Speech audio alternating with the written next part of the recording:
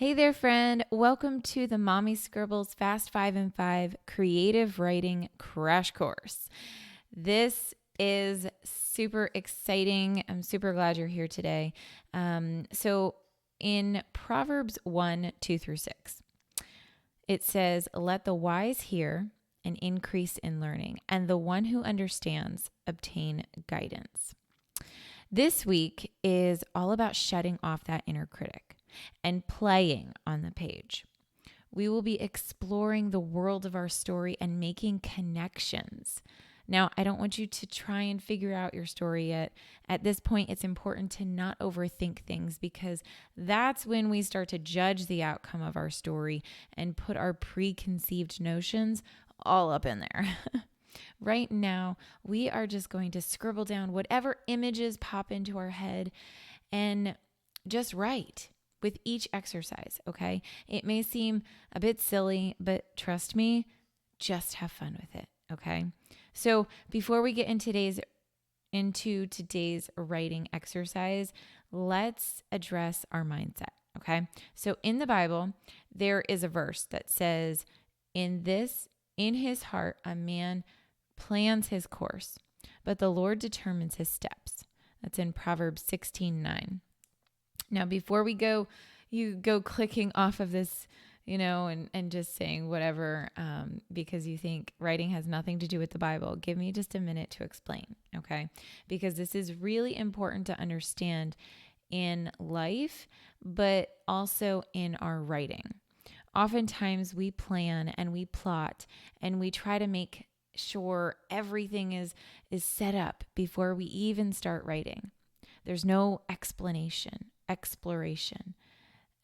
There's just calculated thoughts, trying to make sure that we don't miss anything, worrying that we may not have built out our characters enough and all the things.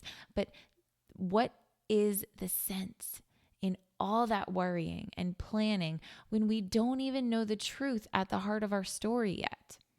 There's a book called See the Cat. Okay. Besides the Bible being the perfect example for story structure, you seriously should check out this book because it is literally the perfect example of what we as writers should do and not do when it comes to our writing and how we approach it. Okay. Anyway, we often think we're not good enough and we're not good at writing and we shouldn't even bother trying to write or become a writer when we get stuck and can't think of anything. But that's because we're judging it and trying to make it something it wasn't meant to be. When this happens, we can look at 2 Corinthians 10:5 and remember to take every thought captive.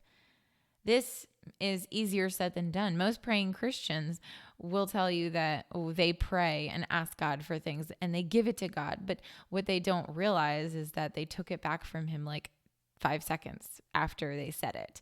And then they let it sit in their hearts and things don't get any better.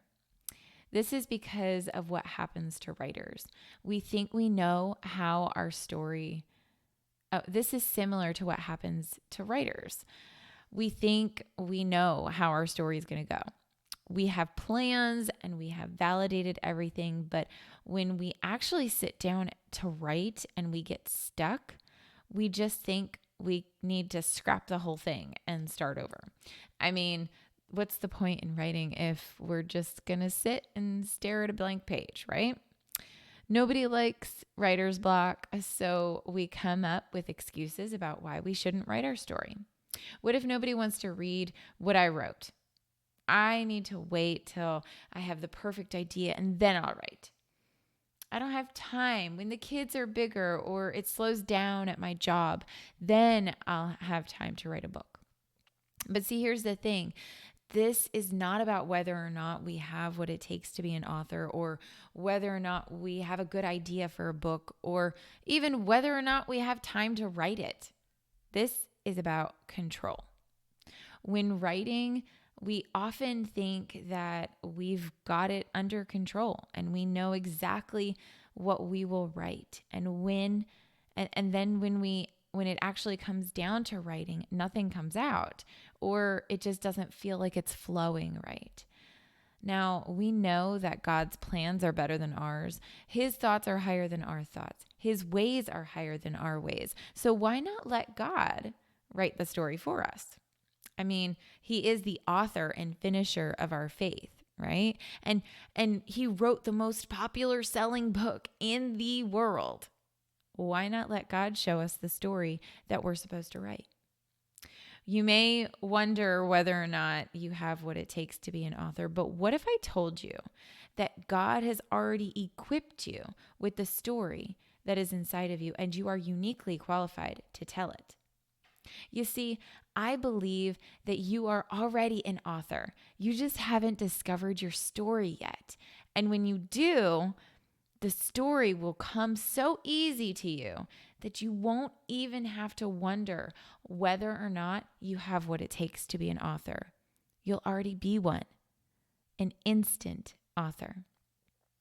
So for today's writing exercise, I want you to pretend that you're the horse in the picture below and write for 5 minutes as fast as you can without thinking, beginning with, the bravest thing I ever did was ...